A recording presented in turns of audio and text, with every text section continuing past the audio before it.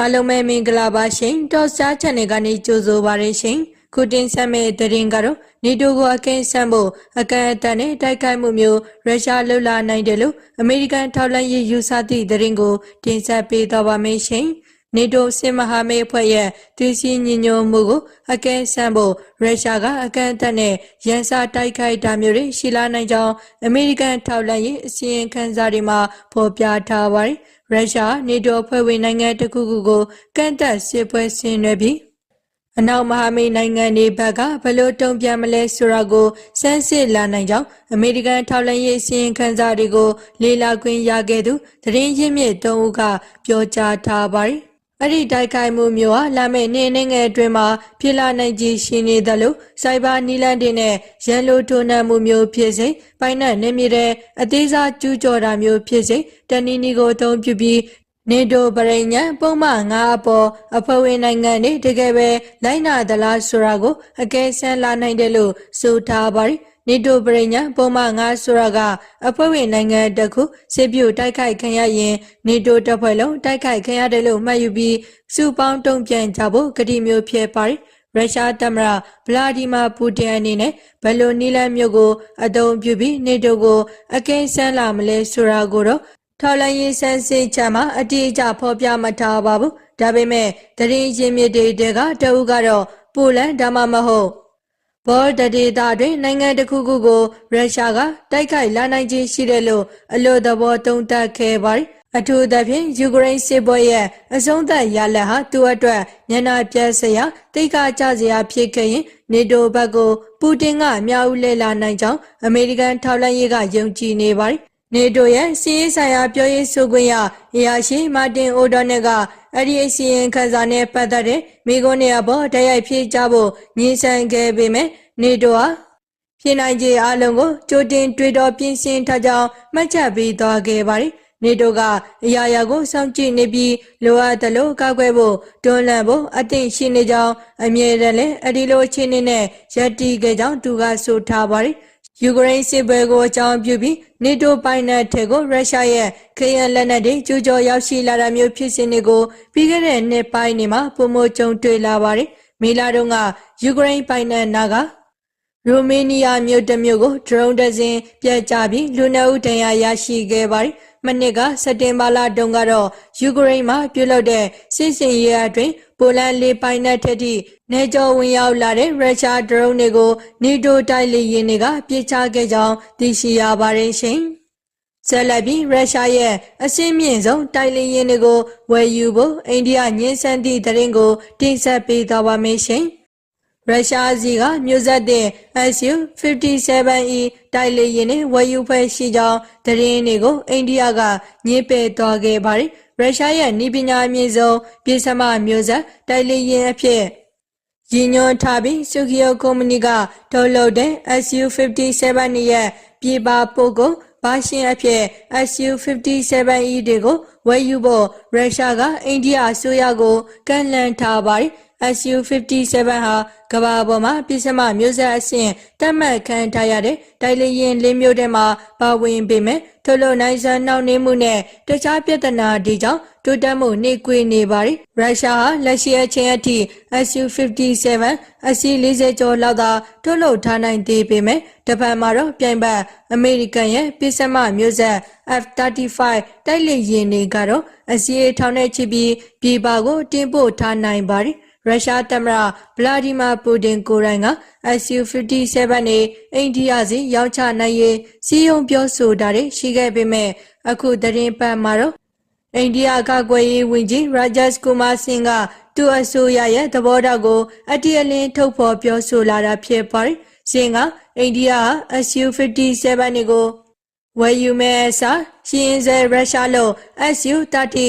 MKI တိုက်လေယာဉ်တွေကိုစွမ်းဆောင်ရည်ပိုင်းအစင်မြင့်တင်ဖို့ပဲအာရုံစိုက်သွားမယ်လို့ပြောပါတယ်။ Su-30 MKI နေဟာအိန္ဒိယလေတပ်မှစွမ်းဆောင်ရည်ပိုင်းယုံကြည်စိတ်ချရကြောင်းတတိပြပြီးသားတိုက်လေယာဉ်တွေလို့ရှင်းကရည်ညွှန်းခဲ့ပြီး Su-57 တွေကတော့ဘာကိုမှတတိမပြနိုင်သေးဘူးလို့မှတ်ချက်ပေးတော့ပါတယ်။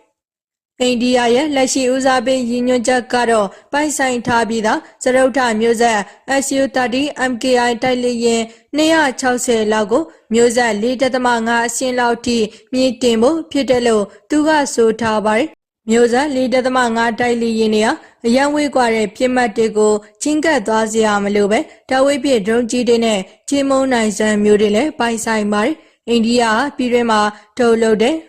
ဘာမို့တာဝေးပြဒရုန်းကြီးတွေအိန္ဒိယနီးပညာသုံးရေဒါတွေကို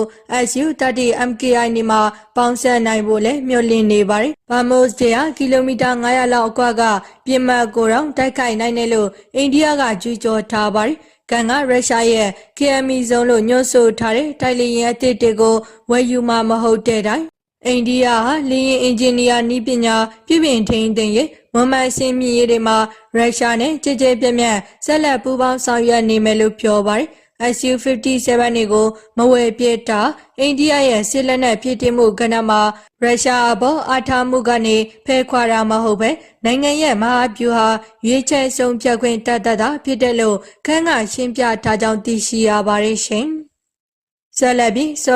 တူရကီပါကစ္စတန်ကာကွယ်ရေးစာချုပ်ချုပ်ဆိုသည့်သတင်းကိုတင်ဆက်ပေးသွားပါမယ်ရှင်။ ဆော်ဒီအာရေဗျတူရကီနဲ့ပါကစ္စတန်တို့ဟာကာကွယ်ရေးဆိုင်ရာသဘောတူကတိစာချုပ်တစ်ခုကိုလက်မှတ်ရေးထိုးခဲ့ကြပါတယ်။စစ်ပွဲကိုအကြောင်းပြုပြီးအရှေ့အလယ်ပိုင်းဒေသတွေကအမေရိကန်မဟာမိတ်နိုင်ငံတွေဟာအီရန်ရဲ့ဒရုန်းကြီးနဲ့ဒရုန်းတိုက်ခိုက်မှုတွေကိုပုံမကြုံတွေ့လာတဲ့နောက်ဩဂုတ်လ9ရက်နေ့ကဆော်ရီရဲ့မက္ကာမြို့မှာအခုလိုသုံးနိုင်ငံကာကွယ်ရေးစာချုပ်ချုပ်ခဲ့တာဖြစ်ပါတယ်။ဖေဖော်ဝါရီလကုန်ပိုင်းမှာစတင်ခဲ့တဲ့အီရန်စစ်ပွဲတလျှောက်ဆော်ရီနဲ့ပင်လယ်ကွေ့ဒေသတွင်နိုင်ငံတချို့ဟာအီရန်နဲ့မဟာမိတ်လက်နက်ကိုင်အင်အားစုတွေရဲ့ပြစ်မှတ်ထားတိုက်ခိုက်မှုတွေကိုအကြိမ်ကြိမ်ကြုံတွေ့ခဲ့ပါတယ်။မဂါပူပေါင်းကာကွယ်ရေးသဘောတူညီချက်ဆိုတဲ့စာချုပ်အရလက်မှတ်ရေးထိုးထားတဲ့သုံးနိုင်ငံတွေကတခုခုရဲ့ပိုင်နက်ကိုထိပါကျူးကျော်တဲ့ရန်လိုတိုက်ခိုက်တဲ့လုပ်ရတိုင်းဟာသက်ဆိုင်ရာသုံးနိုင်ငံစလုံးကို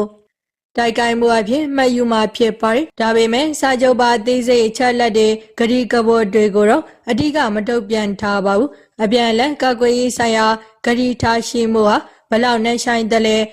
နိုင်ငံတစ်ခုခုကိုတိုက်ခိုက်ခံရရင်တခြားနိုင်ငံတွေကပါစီးရေးရကူညီတုံ့ပြန်ပေးမလားဆိုတဲ့ကိစ္စတွေကိုတိတိကျကျမသိရသေးပါဘူးတူရကီအစိုးရအရာရှိတအူးကတော့စာချုပ်ပါသဘောတူညီချက်တွေဟာခုခံကာကွယ်ရေးအတွက်သာတည်တံ့ရည်ရွယ်ပြီးတခြားနိုင်ငံတွေနဲ့လက်ရှိဖြစ်ပွားနေတဲ့စီးရေးပရိပက္ခတွေကိုရည်ညွှန်းတာမရှိဘူးလို့ပြောကြားခဲ့ပါတယ်။အဲ့ဒီသုံးနိုင်ငံစလုံးဟာဂျူးနိုင်ငံဖြစ်တဲ့အစ္စရေးရောရှီဟိုင်မွတ်စလင်အင်အားကြီးနိုင်ငံဖြစ်တဲ့အီရန်ရောရဲ့ပုံမတင်မာလာတဲ့စီးရေးရည်တည်မှုတွေနဲ့ပတ်သက်ပြီးအတီးတီးဆိုရမှုတွေရှိနေပါတယ်။ဒါပေမဲ့မွတ်စလင်ကမ္ဘာရဲ့ဩဇာအကြီးမားဆုံးနိုင်ငံ၃ခုကြားကစာချုပ်ချုပ်ဆိုမှုကိုကြည့်မယ်ဆိုရင်ဘာမှရည်ရည်ရရခံမှန်းလို့မရတဲ့အနာဂတ်နဲ့ပတ်သက်ပြီးဒေသတွေနဲ့အလဲအလတ်ပါဝါနိုင်ငံတွေကြားမှာလုံခြုံရေးကဏ္ဍမှာပုံမပူပေါင်းဆောင်ရွက်ဖို့အတိအကျပြင်းပြလာကြတာဆိုတာကိုမိမောင်းထုတ်ပြနေကြောင်းဆော်ရီအခြေဆိုင်ပင်လယ်ကွေ့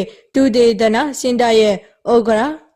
အဗ်ဒူလာဇင်ဆာဂါကပြောကြားခဲ့ပါတယ်။အခုလိုသုံးမင်းဆိုင်စာချုပ်ချုပ်ဆိုတာဟာသက်ဆိုင်ရာနိုင်ငံအသီးသီးရဲ့တန်တမာရေးနဲ့ကာကွယ်ရေးအင်အားကိုပုံမတောင်းတင်းစေပြီးဒေသတွင်းမှာလုံခြုံရေးဆိုင်ရာကန့်ကွက်မှုတွေအတွက်ပုံမထဲထဲဝင်စိစက်ညှိနှိုင်းလာနိုင်စီမှာဖြစ်တယ်လို့သူကမှတ်ချက်ပေးခဲ့ပါတယ်။ဆော်ရီယာရှေ့လဲပိုင်းဒေသတွင်းကဩဇာအကြီးမားဆုံး